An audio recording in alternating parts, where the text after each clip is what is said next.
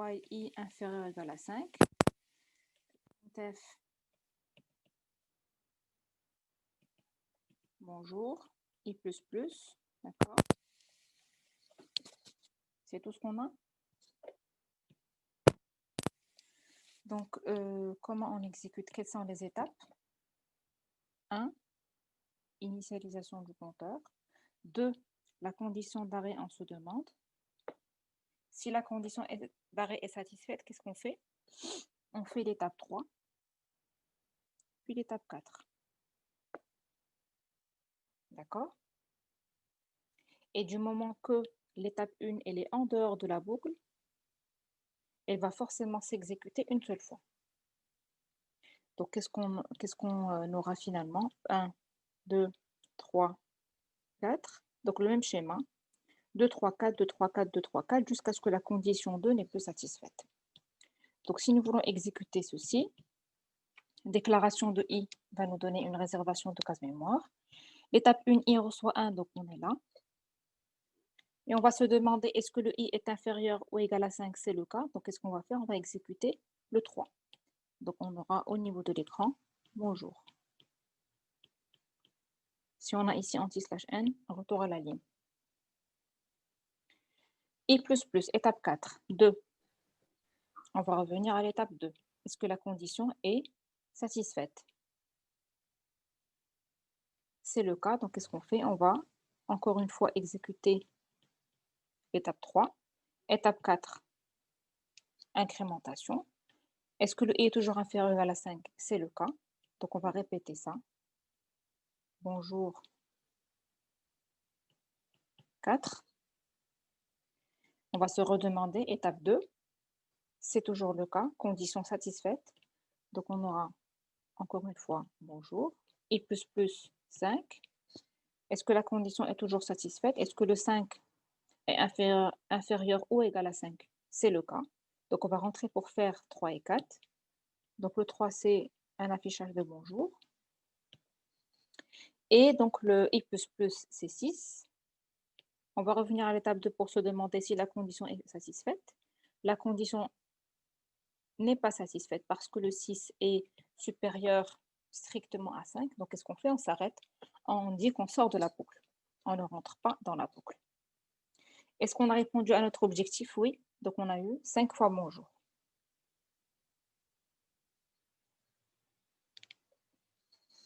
Est-ce qu'il y a des questions pour la boucle while?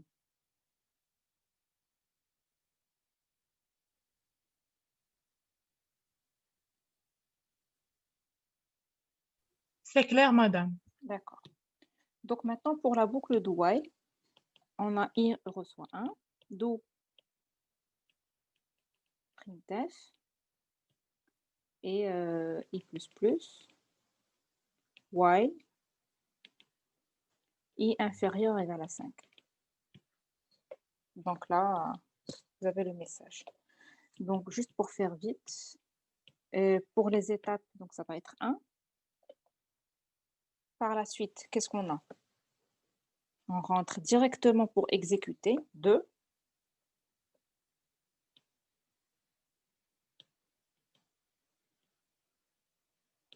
3. C'est dans l'étape 4 qu'on se demande si le i est inférieur ou égal à 5. D'accord? Et du moment que le i reçoit 1 est en dehors de la boucle, on va l'exécuter une seule fois. Une question? Donc, Haïla, tu as dit non pour quelque chose? Non, j'ai dit compris, madame. D'accord. Madame, Oui?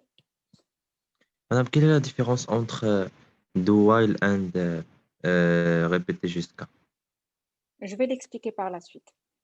D'accord, madame. D'accord? Alors là, je suis en train d'expliquer, je veux que vous compreniez là maintenant l'équivalence, d'accord, entre for, while et do while. C'est-à-dire quand est-ce qu'elles sont équivalentes. Parce que des fois, on pourrait trouver des différences entre, par exemple, do while et while. des particularités. D'accord? D'accord? Donc, petit à petit, on va bâtir la compréhension. Donc, étape 1, I reçoit 1. D'où? C'est-à-dire, qu'est-ce qu'on va faire? On va rentrer à l'intérieur de la boucle. Remarquez ici qu'on rentre sans condition. On rentre une première fois sans condition. Donc, qu'est-ce qu'on fait? On va afficher bonjour. D'accord? I++. Et qu'est-ce que je fais là maintenant? On va se demander si le I est inférieur ou égal à 5. N'est-ce pas? Est-ce que c'est le cas? Maintenant, il est égal à 2. Est-ce que c'est le cas? La condition est satisfaite. Quand la condition est satisfaite, qu'est-ce qu'on fait? On rentre encore une fois dans la boucle. Si la condition n'est plus satisfaite, on sort de la boucle. Donc là, la condition est satisfaite. Qu'est-ce qu'on fait? On rentre dans la boucle. Qu'est-ce qu'on fait? Printf. On va réafficher bonjour. D'accord? I++, 3. Est-ce que la condition est toujours satisfaite? Oui. Qu'est-ce qu'on fait? On va rentrer dans la boucle. Donc encore une fois, bonjour. I++, 4. Est-ce que la condition est toujours satisfaite? Oui, le 4 est inférieur ou égal à 5. Qu'est-ce qu'on fait? On va rentrer dans la boucle. Printf, bonjour. Et I++. On est là. Maintenant, étape 4. Est-ce que la condition est toujours satisfaite? Oui, le 5 est inférieur ou égal à 5. Donc, la condition est satisfaite. On va rentrer une autre fois dans la boucle. Qu'est-ce qu'on va faire? Une autre fois, bonjour.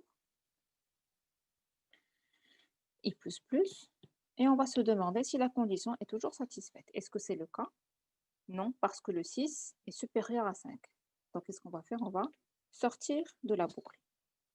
Quand on sort de la boucle, pour voir si c'est correct, qu'est-ce qu'on fait? On se demande si on a répondu à l'objectif. Est-ce qu'on a répondu à l'objectif? Oui, madame.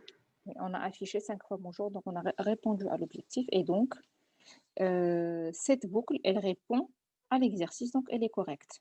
Quand je dis elle est correcte, c'est-à-dire que le trio initialisation avec I reçoit 1, avec I++ et avec I inférieur à la 5 est correct. Parce que comme j'ai dit dans le premier slide, des fois, on peut avoir plusieurs possibilités. Donc, pour le fait de répéter l'affichage de bonjour 5 fois, on pouvait avoir plusieurs possibilités. N'est-ce pas?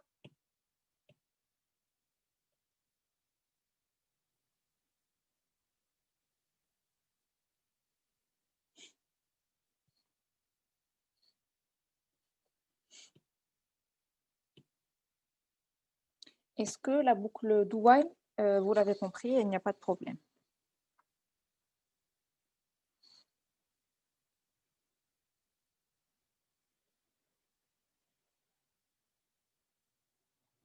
Madame, c'est compris. D'accord. Alors là, je vais revenir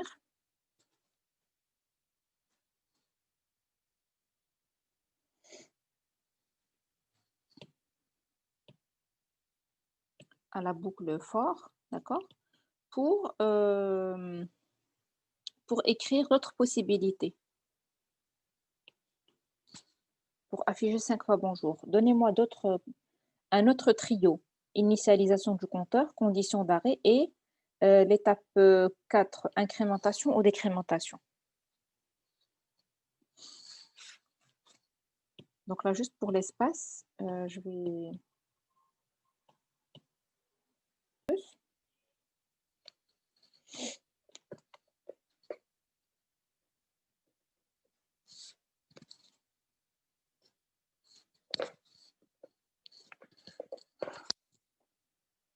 D'accord.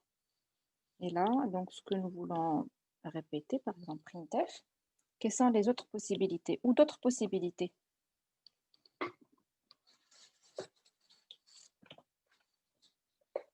Qu'est-ce que je peux écrire à la place de i reçoit 1? Si je commence par 0, qu'est-ce que je mets ici?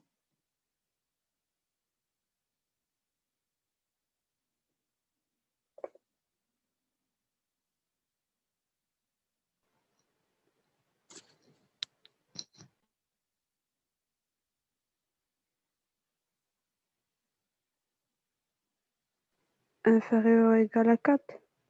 Oui.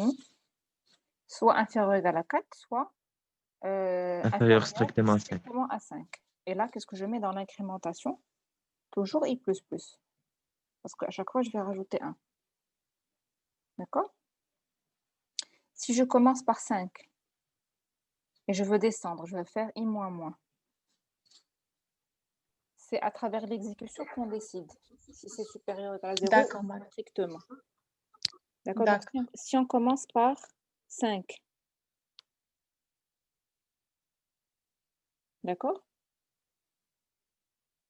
Qu'est-ce qu'on fait? Est-ce que cette condition est satisfaite? Oui. Donc, on va faire, par exemple, un premier affichage. On va faire une instruction. D'accord? I moins moins. Condition toujours satisfaite. On va faire un autre traitement. I moins moins. Condition toujours satisfaite, on va faire un traitement. I moins moins, c'est-à-dire l'étape 4. On va se demander, est-ce que le i est supérieur toujours à 0? Oui. On va faire un autre traitement. I moins moins, étape 4. Étape 2, on va se redemander, est-ce que le i est toujours supérieur à 0? Oui. On va rentrer dans la boucle pour faire un traitement. I moins moins. 0. Est-ce que le i est toujours supérieur strictement à 0?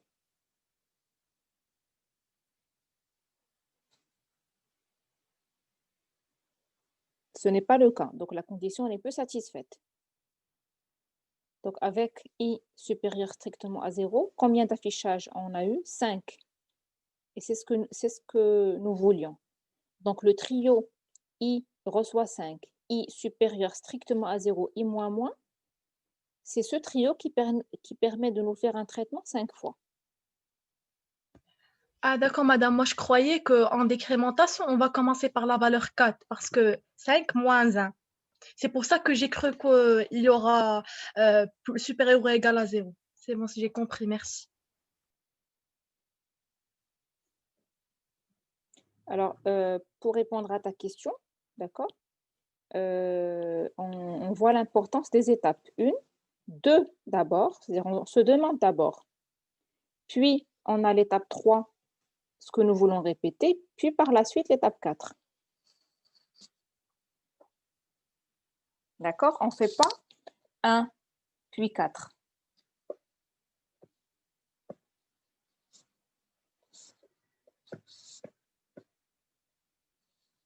C'est bon? Donc là, on a plusieurs possibilités, plusieurs trios qui nous donnent finalement le même résultat. C'est comme dans le cas de notre quotidien, pour compter un certain nombre d'éléments, on s'est dit qu'il y a plusieurs cas. D'accord?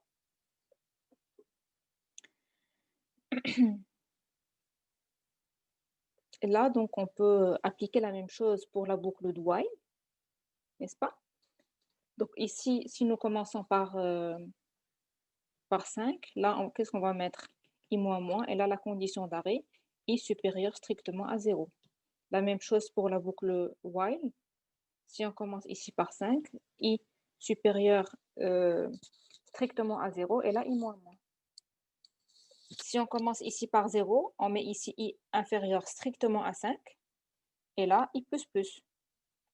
Donc, on a finalement énormément de possibilités qui nous donnent les 5 fois bonjour.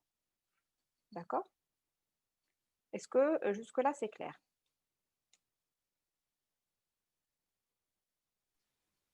Madame. D'accord. Donc maintenant, la question qui se pose, la question que je vous pose, c'est quand est-ce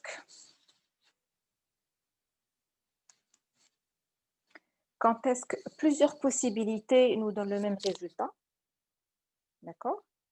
Et plusieurs possibilités ne nous donnent pas le même résultat.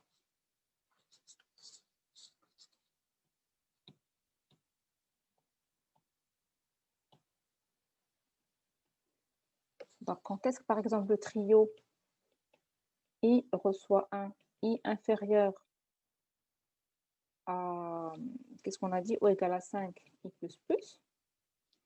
Et le trio I, on le commence par 5, d'accord? I supérieur à 0, I moins moins. Quand est-ce que c'est équivalent et quand est-ce que c'est différent?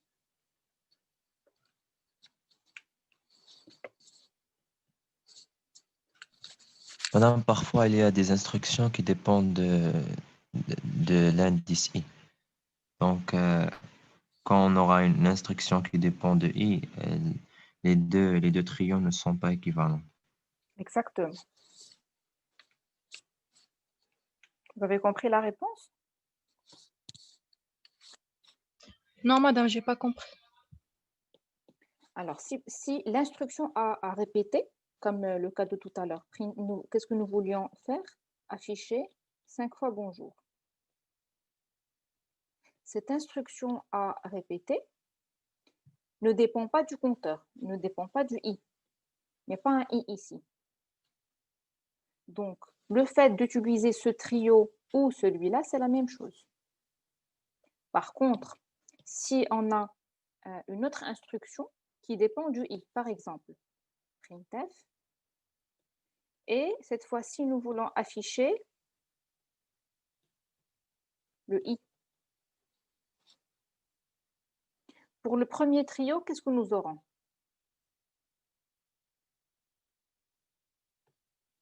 I reçoit 1.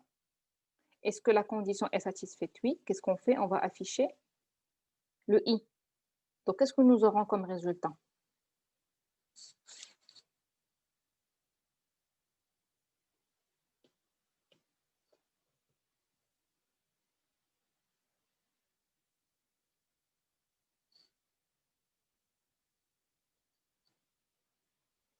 Vous avez compris la question? Oui, madame. Alors, pour I égale à 1, I, elle est inférieure ou égale à 5, donc on va incrémenter. Et comme ça, on va terminer le tableau. Oui, mais qu'est-ce que nous aurons finalement au niveau de l'affichage? Donc, on aura 1, 2, 3, 4 et 5. C'est ça. Parce que dans ce cas, avec ce trio, le I au niveau de la mémoire, il sera 1, puis 2, puis 3, puis 4,